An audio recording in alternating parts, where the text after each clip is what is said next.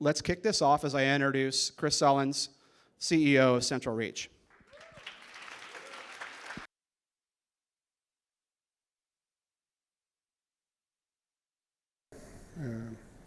See, it's been so long since we've been in person, I forgot how to use the microphone. So yeah, to Drew's point, thank you so much for coming. I know this is a big time commitment for you to come out for the week, but we got a lot of exciting things planned, as Drew talked about, and I'm super excited to be able to spend this time with you. So I'm going to start off, again, this one. All right, so in terms of what we're going to talk about today, I want to start off kind of at a high level, talking about our mission, our vision.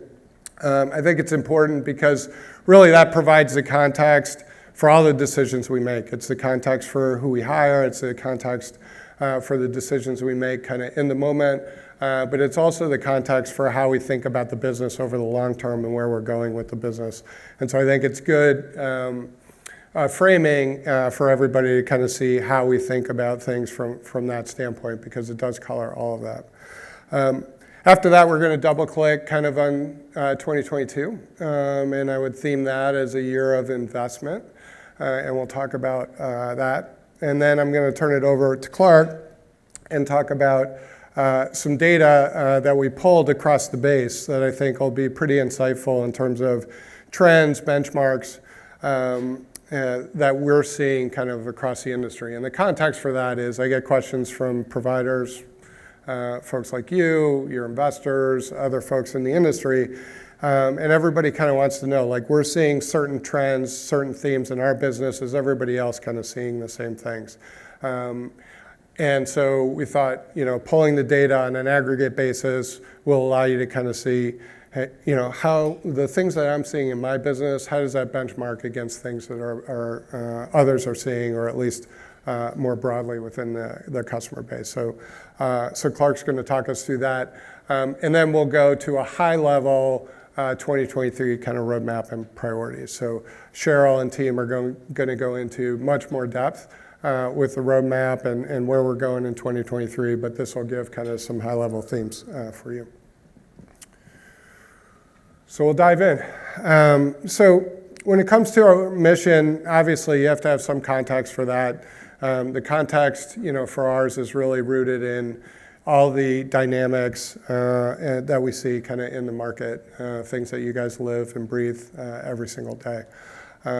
So first and foremost, capacity constraint. So there's more individuals that need help, and that number is growing. Then we can provide help for, and that's because there aren't enough providers like you. You're not able to staff the way that you want to, and so that's a capacity gap that we need to close. Technology can help, but there's other things that we need to employ to try to help that. Exacerbating that issue in the most near term is the fact that it's now more expensive and harder to hold on to your staff than it was before. And reimbursement rates have been held relatively flat. So that adds another dimension, another challenge to the business. So those are things that as we look at the 23 roadmap and beyond that we factor in more broadly. In addition to that, compliance, regulatory kind of constraints or requirements are increasing as the industry matures, right? So check sizes are getting bigger from the payers. The industry is maturing. Every healthcare kind of segment has gone through this. But what does that do? It saps capacity. So on top of the fact that we're capacity constrained, now we have another constraint that saps capacity, and that also is something that as we think about the roadmap that we factor in to try to help navigate. On the positive side, digital tooling, content, have increased in usage, in adoption, and that's a good thing. Certainly COVID was a driver of that, but that's continued. And I think, when you think about the benefits of that, efficiency of your staff, The fidelity of the data that you're capturing, because you're not doing something on paper and putting it in a system and then taking it out of the system and putting it back on a piece of paper and losing things along the way. All those things are benefits that can be had kind of through this. And so that's, I think, a positive trend and certainly something we're investing behind. And then finally, technology is just continuing to kind of evolve. And I think the benefit of that is that it creates new opportunities, new functionality, new things that we can roll out that help you kind of manage margins, help you become more efficient as you lean into those technologies. And finally, at the bottom, this isn't, the vast majority of you are providers who are providing kind of services in clinics or in home, but whether it's in that setting, whether it's in schools, or it's on the adult side of things, like the capacity constraint and the challenges are consistent across the board. So that's what informs our mission. Our mission really hasn't changed, certainly since I've been here in 2018, and that was just a tweak from where it was before. And so I think it's important, again, as I said, to kind of understand the context, which is really to provide a complete end-to-end software solution and services that wrap around it for folks like you, people who are working with individuals with ASD and IDDs, and to help you unlock potential, achieve better outcomes, and allow them to live more independent lives. So that, in a nutshell, is how we make kind of all of our decisions. And how do we bring that to life? It's through our secure end-to-end integrated platform, having powerful functionality, but making it intuitive, actionable analytics as opposed to just data dumps. Those are areas that we have been investing in and will continue to invest in and improve over time, and you'll hear Cheryl talk a lot about that. And I think those are things that can help you, again, be more efficient, make better decisions, drive better outcomes. Internal expertise, within our staff. So I am biased, but I feel like we have great folks. Spent a lot of time bringing great folks in, but we also have a large number of great folks who have been in your shoes, BCBAs, RBTs, SLPs, OTs, and that's been by design, not by accident. And I think it's critically important for us, not just from a product standpoint, and I'll talk about this a little bit later, but we want to make an impact on the industry. And I think having those talented folks on our team allow us to be able to kind of do that in a bigger way. And then finally, wrapping around the technology services like our Bill Max service, CR Institute, things that can help you get more out of your organization or offload things that you don't want to deal with. You have to deal with billing, but those are things that you can offload and then focus on kind of delivering the care that you want to deliver. And so it's not all services. We don't want to be everything to everybody, but select services like that can help you kind of ramp up and be more efficient. So when you think about the context of mission and what that drives, first and foremost for us, it drives our culture. And culture really, is an output. So you can't actively manage a culture really. You manage the inputs, and the culture is the output that you get out of it. And it all starts with what do you want to be when you grow up, which is your mission. And so for us, we take that as the starting point, and we layer onto it our core values. And why is that important? Well, I think as you've interacted with folks here, interact with folks on the phone or through Zoom, again, I'll go back to my bias, but we have good people, really good people. They're super smart, but they're not brilliant jerks. And, they're that way because they're compassionate, they have humility, they want to do the right thing. And this is what we look for when we hire folks. So, this is the context for making decisions about who we hire, who we don't hire. What we celebrate, what we don't celebrate, and what we tolerate and what we don't tolerate. And we have exited a number of folks that I would say kind of fall into the brilliant jerk category, unfortunately, who are super talented technicians, just were not kind of right for our culture. So we're not perfect, and you'll hear me say that probably 15 times in this whole thing. We are not perfect. We don't have a perfect culture. We got all kinds of things that we can do better. But I think at the root of it, this is what we shoot for, and I think as a result, we got really talented, good folks that are the ones that are really doing all the work and driving the business and helping to make your experiences better each and every day. We layer into that kind of a framework that I used in my last company, WorkWave. I call it Big Four because I'm not very good at branding, but they're very easy to remember, which is also a hallmark for me. I have to have stuff that's like on PowerPoint and easy to remember. Very hard to do, right? And so again, not perfect. We got a long way to go to get to where we want to.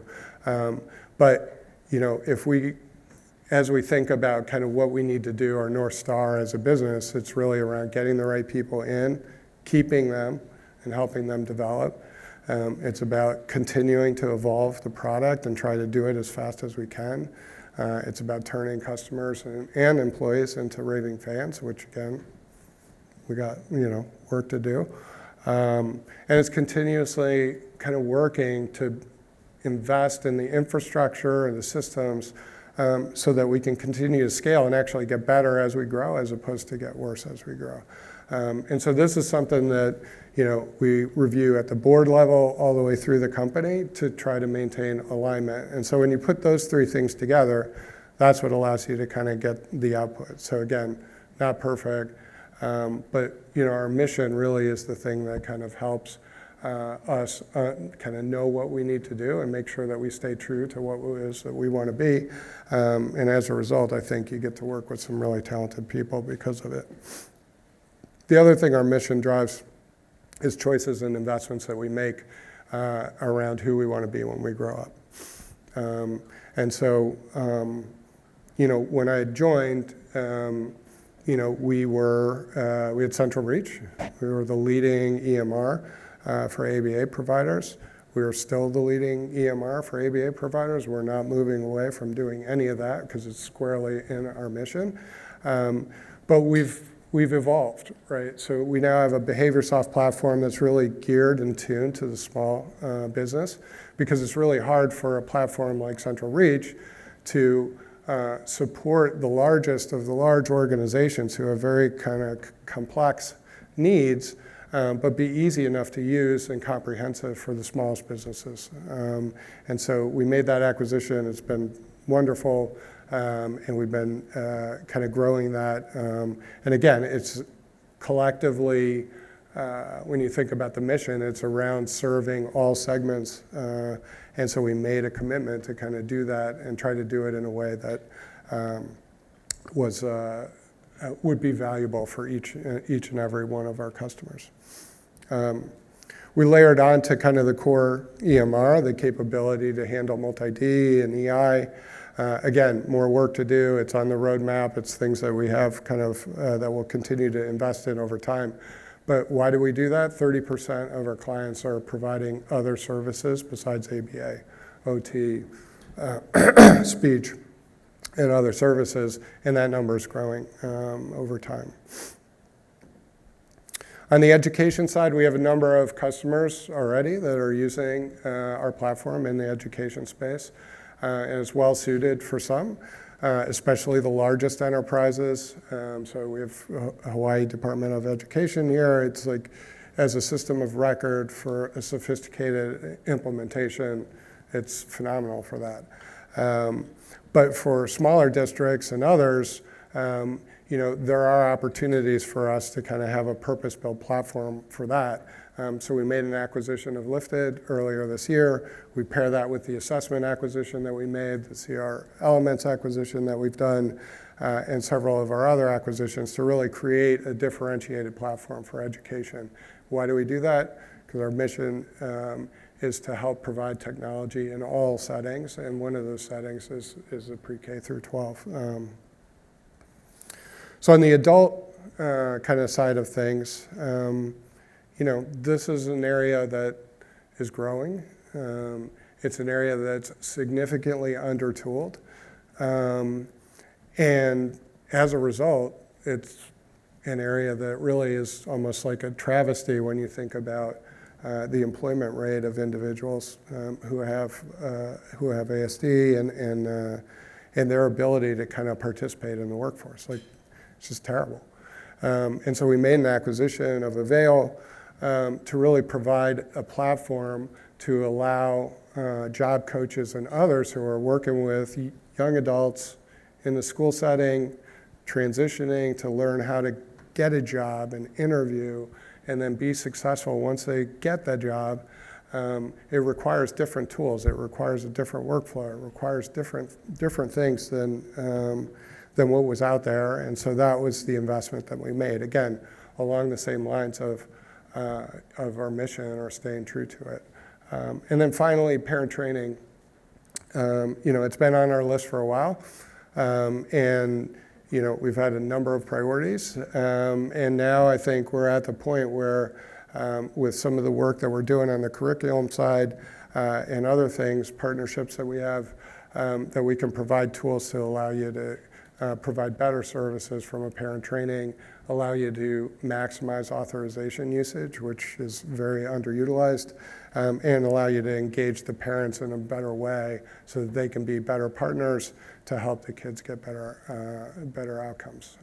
So at a highest level, that's our roadmap, right? So obviously there's a lot of devil in the details, but that's where we're going.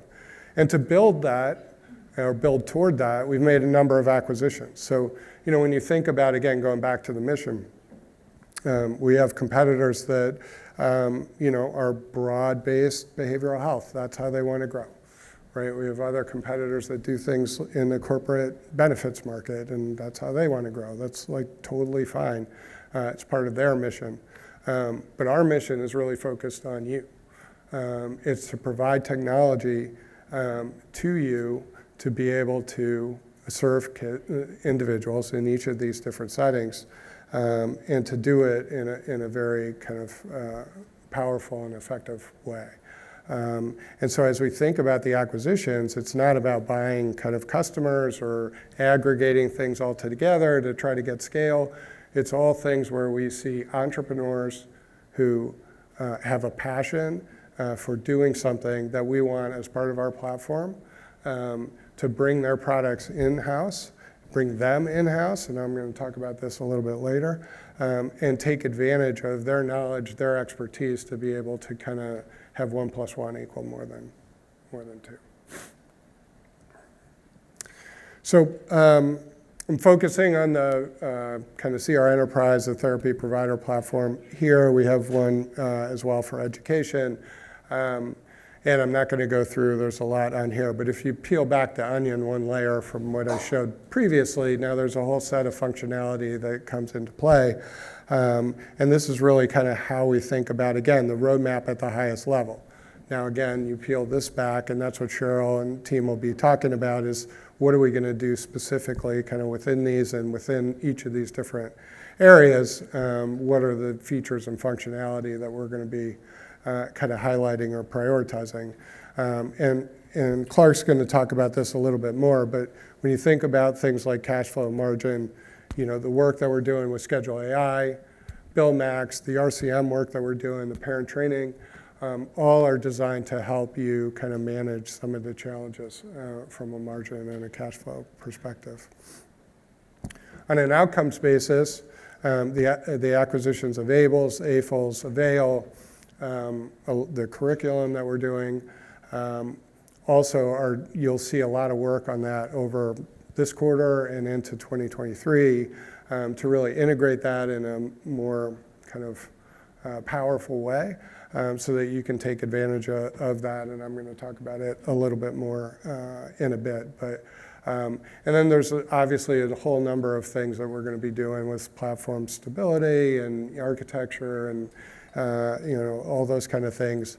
But in general, when we think about themes, it's really about what are the challenges you're dealing with and what are the things that we can reprioritize within the roadmap to help you navigate those challenges. So as we double click on 2022, Before I kind of get into some of the investments, I thought it's good just to give context level set in terms of kind of where the business is at for each of you, especially for those that have been here previously. So we are the #1 provider of autism and IDD care, probably 4x the next kind of EMR provider. And as a result, there's a lot of claims that flow through our system. 6 billion claims are flowing through the system today.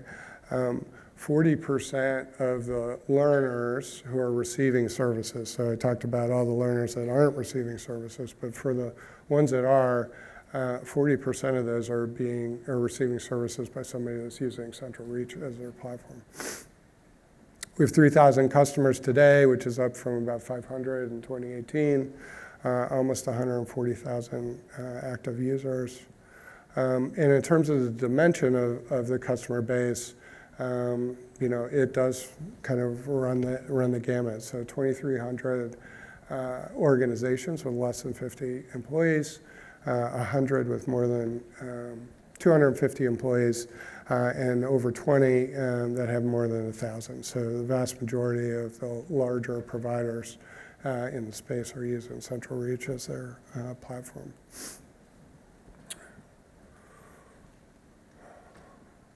So in terms of how that's kind of progressed from a growth standpoint, we've been lucky and blessed, I guess, to be able to grow, over the last years. And I think that's a direct result of the investment that we made, the people we've hired, the decisions we made. And when you think about the investment that goes with that, our employee base now is going to top over 400 at the end of the year, up from about 80. And I'll go into a little more detail of how that kind of splits out. And our comp expense is just like with you, hard to find people. The people we're hiring are in high demand, and it's hard to retain them once they stay. So everybody's got to stay. If you're here, as part of getting here is you have to sign away your life for at least another year or two, so we can hold on to folks. And we've won some awards. It's not what we're here to do, but I think for the team and all the hard work, the recognition is certainly beneficial. We've had really good stability at the exec level, and I think that's important. I think stability in an organization all the way through is important because that's what allows you to be consistent in kind of the theme and the roadmap over a longer time frame, without kind of changing and, now we have a new idea and whatnot. That being said, as you grow, and you guys deal with this just as much as we do, when you're growing and scaling your business, the business is very different today than it was 2 years ago for many of you, right? And that's very different than it was 2 years prior, and that's the same way it is for us. And so for you to be able to be successful to get to the next level, and for us to be able to do that, we need people that have seen that movie before and can kind of help us get from where we are to where we need to be. And so there are certain key areas, obviously, in every business. For us, technology is one of those. So we hired Sean at the end of 2021 to come in and level up what we're doing on the technology side.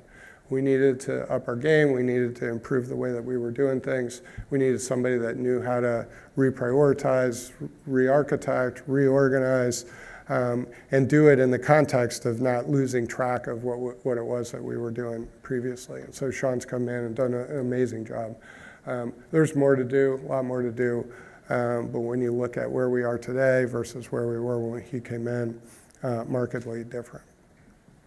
On the customer-facing side, Clark joined us at the beginning of 2022, and he has responsibility for all of customer support, customer success, implementation, professional services.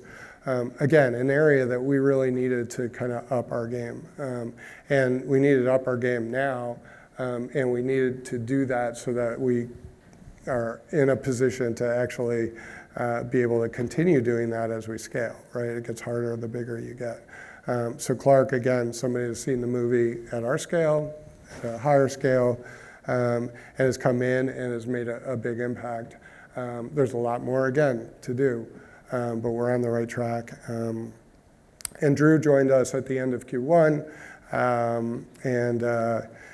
and he's got responsibility for sales, account management, which is also part of the kind of customer experience, and certainly is something that we felt like we needed to kind of level up, if you will.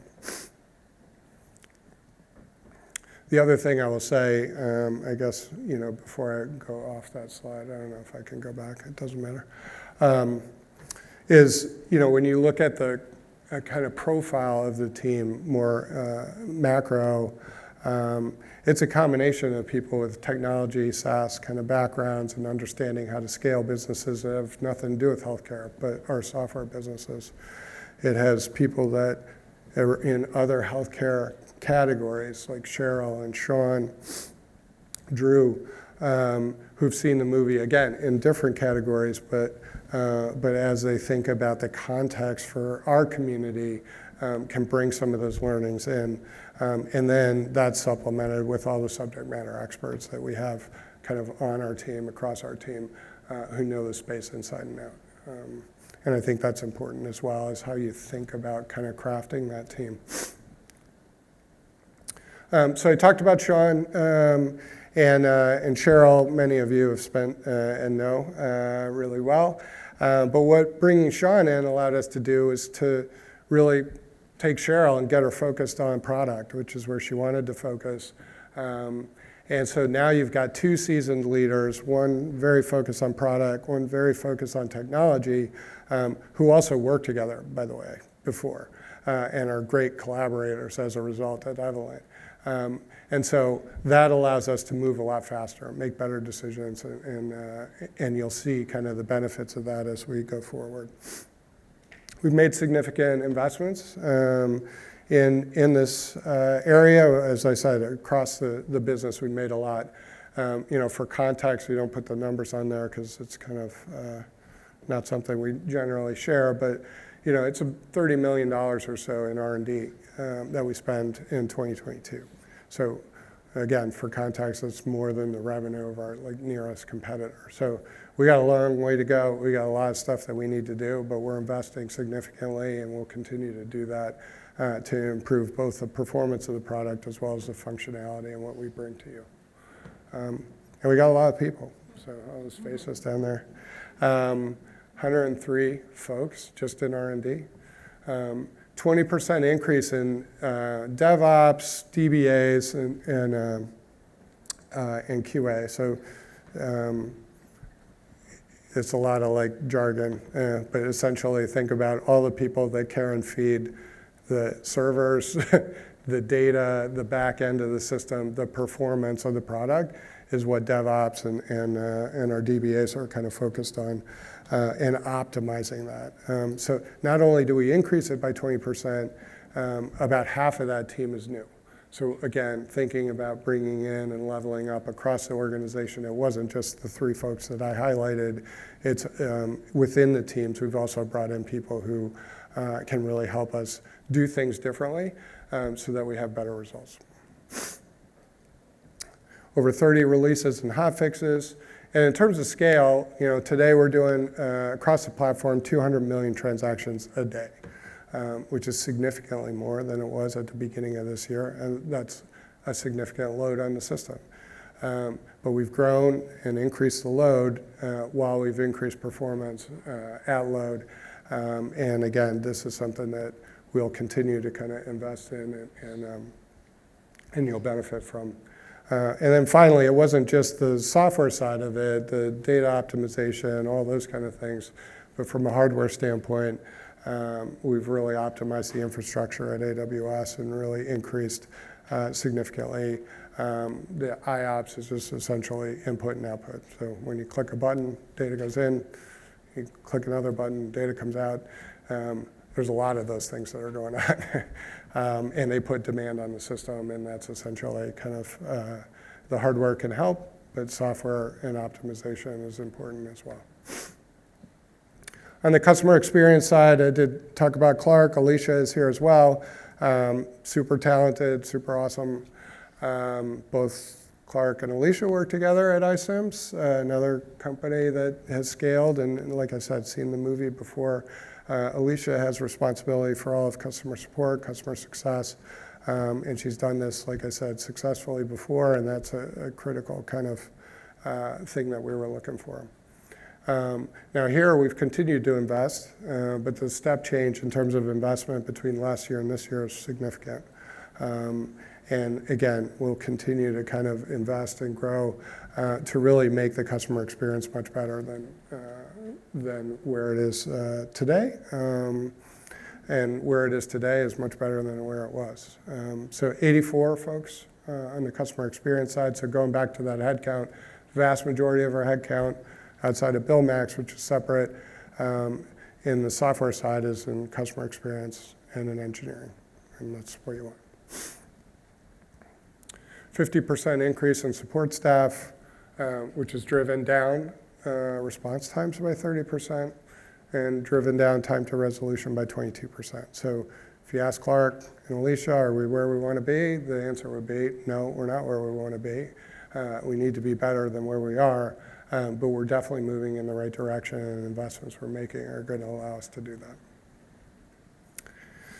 So the last slide I have, and then I'll turn it over to Clark, is around thought leadership. So I mentioned this before. As part of our mission, again, we don't want to be a provider, but we want to support the industry in every way that we can, right?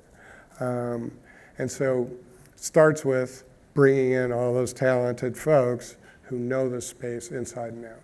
So we have 55 BCBAs, OTs, SLPs, RBTs on staff. 10 of those are BCBADs.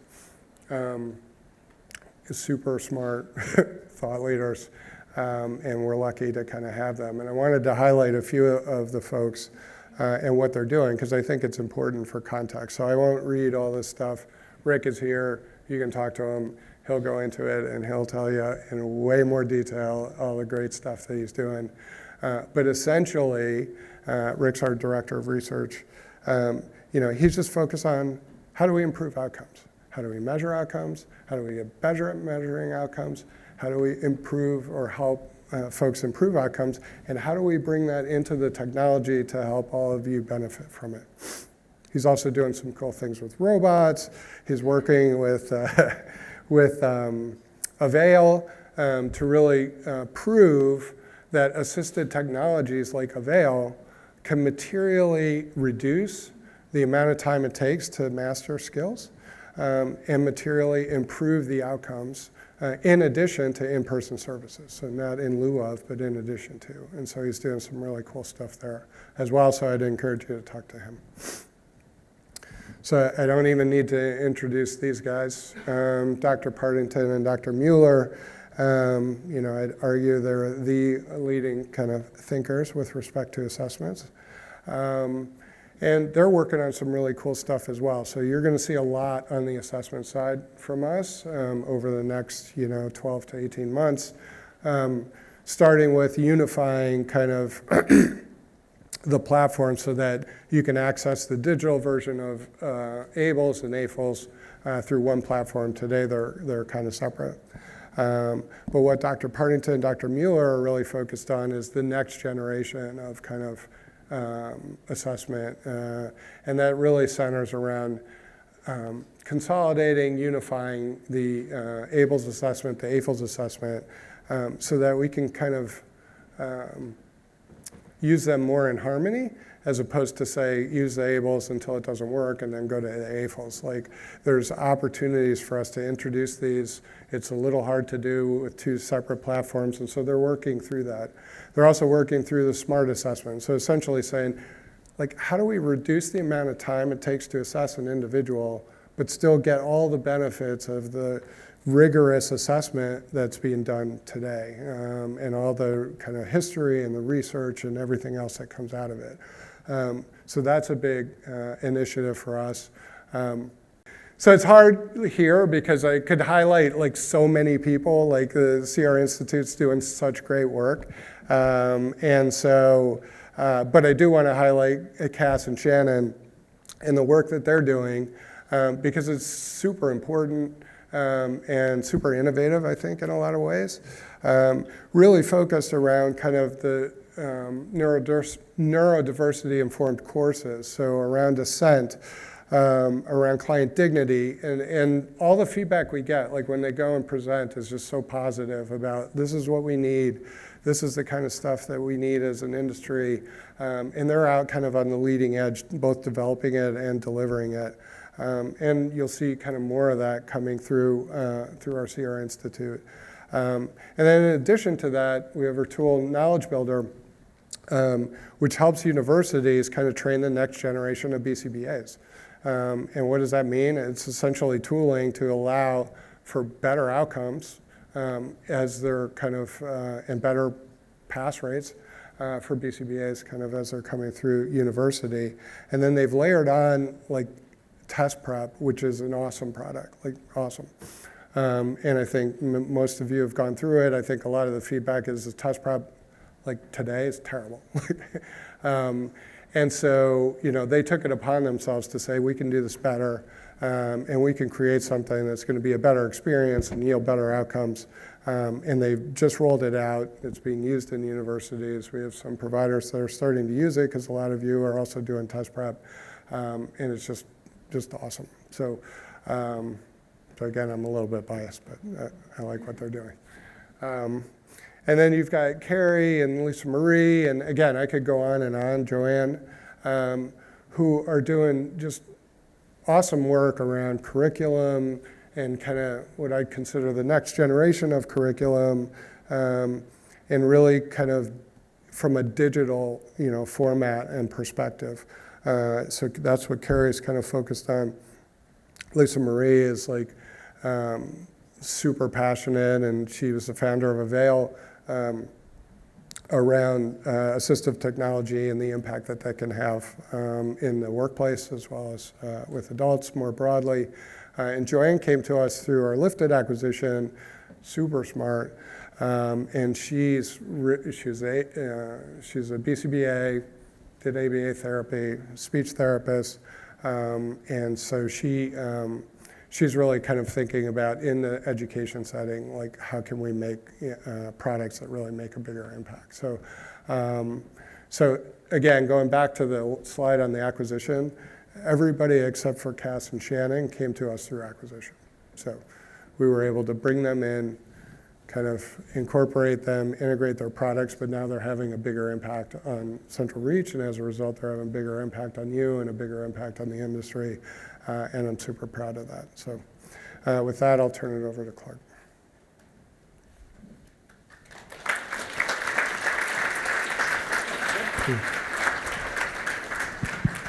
Good morning, everybody. I've been here for 10 months now as Chief Operating Officer. Chris did a better than ever job giving me some kudos for the things I've done in my background.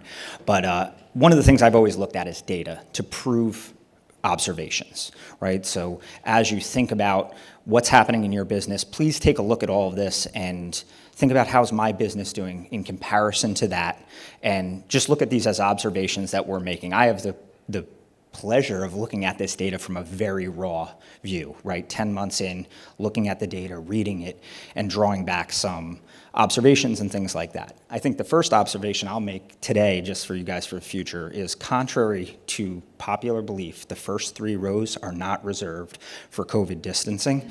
So you guys can move up tomorrow for fun. All right, this one. So just a little bit about the data that we pulled. We only took customers who had been with Central Reach since 4/1/2021. So you have to be with Central Reach the whole time to make this comparison. So we're not dropping in new customers. We're not taking ones out who have left us. Those who have left us, moved on to other solutions, other things going on, they're not in the data either. So it's a very strong comparison to everything up there. The cohorts break down, and we looked at them just at the size of your billings on an annualized rate. So 10 million is one cohort, 1 million through 10 million is second cohort, and 1 million and under is another. So it's about 952, maybe, 52 math. And again, we tried to do this to pull out a lot of that COVID data. When you look a little bit further back, COVID had a large impact on the things that were happening in the data, so it was really hard to put that in and then make context. Is that an impact of a global pandemic that we have never seen before since the Spanish flu, or is that where the industry's going? So it was tough, so we pulled all of that out. So jumping into the first one, I think I'm all right on time. We looked at appointments and cancellation rates. One of the biggest things, just from an operator's perspective, is getting people to show up to their appointments is an efficiency, right? If they don't show, then you're back booking them, you're jumping around. What we saw in the data is appointments are going up for this cohort. Everybody's growing, generally speaking, in mass is growing, and cancellations rates are staying the same or going down overall. So you're not seeing people show up. So it's a great thing for a growth perspective for the overall organizations that are using the platform. That's 39% year-over-year growth, and only about 18% increase in cancellations on a bigger number, right? So it's always going to increase because you're looking at a bigger number, and things like that are going to happen. So a lot more efficiencies are happening within your businesses, driving through getting more appointments, and you're more efficient because you're not rescheduling appointments. On top of that, the services hours are starting to build as well. Overall, each learner you're getting more out of the individual learner, and you're finding more learners. So both, this is a compounding effect overall. 26% total service hours, increase in total service hours delivered, and then at a per learner level, you're doing 14% more over this period of time. Remember, it's only six quarters of time, so 14% increase. You're going to get to more time spent with a learner, the better the outcome's going to be. It's going to be naturally correlated on top of all the extra things that you guys are doing to grow as businesses.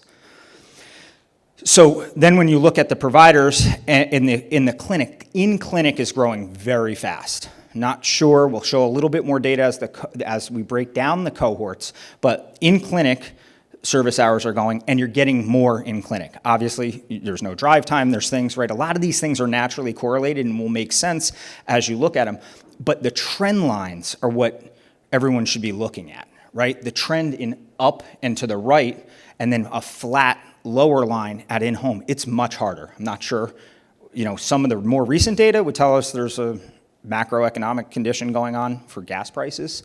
Some of it will be that COVID, maybe people just don't want to be in their homes anymore, right? There could be a lot of psychological effects, but that's flattening overall. So you're seeing this in-clinic growth, which is really interesting overall. Oop, wrong button. So that's 38% of the hours increased over this time in clinic.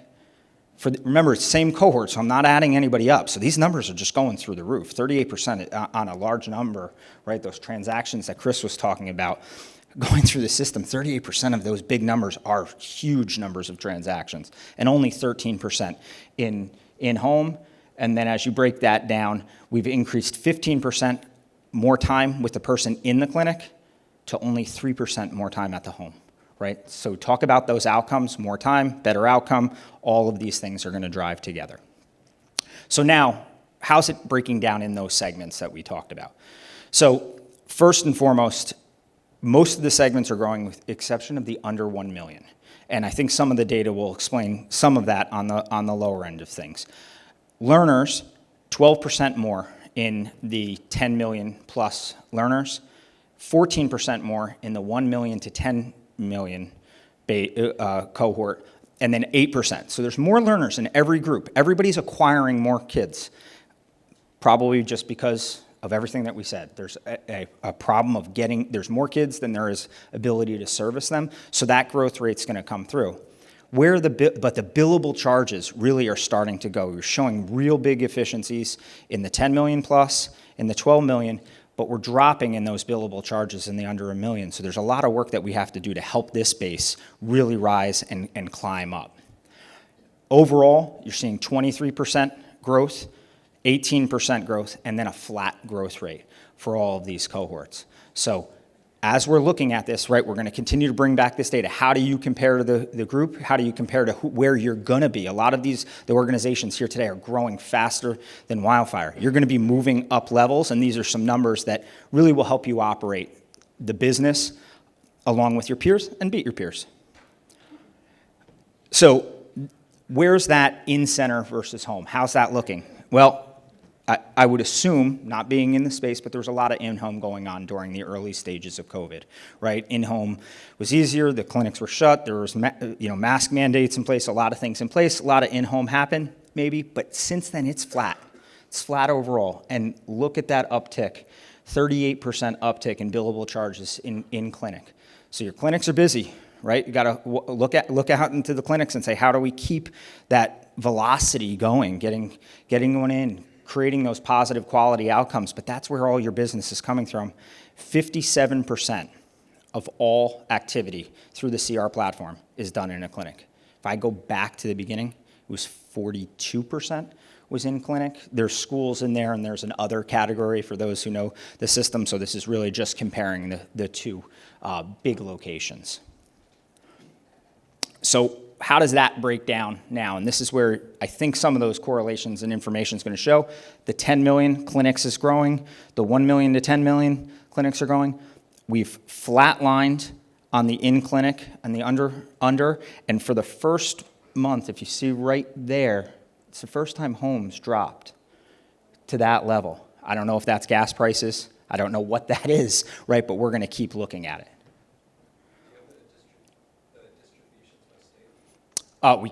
We can do it. So you're going to help me out in my closing. These are the types of things that we're looking at, right? This community there's so much that we can do to do benchmarking and comparisons. Overall, we have it by state. We have it, at the levels lower, it gets micro and micro, right, as we do it. But yeah, we definitely can.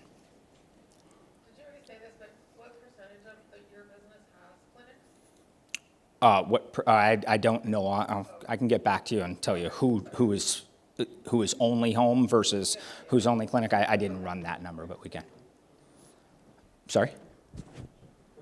Oh. I think there's a slide with that on there, but it's inventory, I think, Okay. So 42% growth in the centers, 32%. I feel like I'm ignoring that side of the room. I'm going to go over there for a second. And 21% overall. So everyone is growing, right? This is a rapid growing space, but how do we grow? How do you grow quickly in these environments? These are the things that we all got to be asking ourselves. That's why we're here, right? The customer success function in our organization is here to help talk through these things with you. That's what we call customer success leaders. They're there to talk through these things. Let's create hypotheses. Let's test them. Let's talk about that, how this can work for your business overall. There's also a big opportunity, and this is the last slide we have, on your collection rates. And you're doing the work out there in each of these areas. And we're just using BillMax as a comparison, right? BillMax has an advantage over everybody. We only work on our platform, so we're real efficient on it from that standpoint. But if you can take and build on all of that, overall, that's $300 million of extra revenue that you can put right back into your clinics to grow and build more, right? Everyone here who is growing, we're seeing them build on their user population. We're not seeing people take this money and dividending it out to shareholders. We're not seeing any of that. Everyone is out here for that same mission of helping more and putting that dollar and rolling that dollar back in. There's $3 million in just this space, $300 million in just this space if you can bring that up. Doesn't mean you can't do it yourself. 1 point is going to make a difference on all of that, right? Because we're talking at such a large data set, large numbers, law of large numbers plays out here where it can be really, really beneficial overall. So as we look at this, right, and you go back to the things that Chris talked about at the roadmap and our culture and where we're going, we're trying to start to make real big data-driven decisions. We have products that can help you with data-driven decisions overall. Sorry, I keep hitting the wrong one. So how does that play out into what our themes and our themes are for the product roadmap for the things that we're going, right? The pillars that we're layering on in the future. And Cheryl has I saw Cheryl over there, CPO talk, I think on Thursday, to go in detail on these items. But really those pillars are, how do you unlock that cash flow? In an environment like we're right now, from a macroeconomic standpoint, cash flow is king, right? Rolling that cash back in. How do we increase our margin with countering that margin compression? How do we with all of these things, smart scheduling, talking about those appointments, running through the parent training overall, performance management, mobile enhancements, data, and RCM enhancements. When you go to the next one and minimizing those outcomes, maximizing those outcomes, apologize, woo! Assessments, unlocking the parent and performance management overall, right? How do we drive up those things so we get better outcomes so we can continue this flywheel effect of growth that we have going? Enabling staff retention. Every single customer I've spoken to over the last 11 months talks about staff retention. If you're not, if you don't have retention issues, please help somebody else out with them because everybody's got them, right? We need to retain employees overall. Right now, we're going to do things, designing the mobile for people to be fast, right? Everyone who's entering the market right now wants to be tech-driven, right? It's a tech-driven market, fast, easy, but complete, right? Integrity in the data, integrity in the things that we're doing. Implementing a new UI. We've got to freshen up the UI to make that user interface helpful, faster, smoother, create more efficiencies. Performance management, and then CR Institute, right? Your people want you to lean into them on training and development. Help them get better. Help them deliver a better outcome. So the CR Institute has an amazing outcome on overall retention.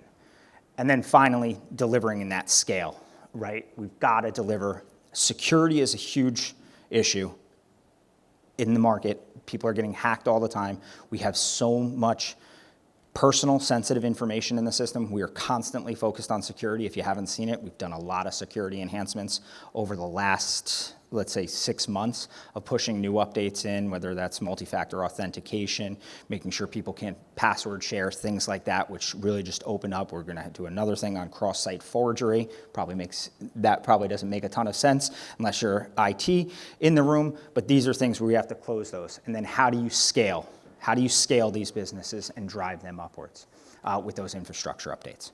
So each of those, Cheryl's here, she'll talk a lot about that next Thursday, so we'll get into that detail if there's interested areas. If there's interested data points, please, thank you again for the comment. This is where we just want to know what should we look at? What should we cut this data on?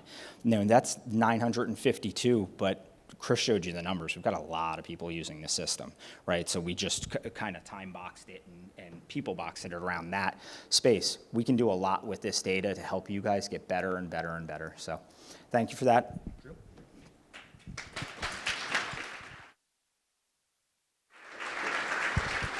Thank you, Clark. Super interesting. It's clear that the cohort data analysis is really interesting and perhaps valuable to our customers, said the guy in charge of revenue. I did want to make one point of clarification because I was talking to some folks earlier about BillMax, and just so everybody knows that BillMax is our outsourced billing business. It's 100% part of Central Reach, and we only bill for our customers, as Clark said. But I just wanted to make sure everyone knew who BillMax was. So now we are moving on to our keynote, which I'm really excited to introduce, Dr. Serta.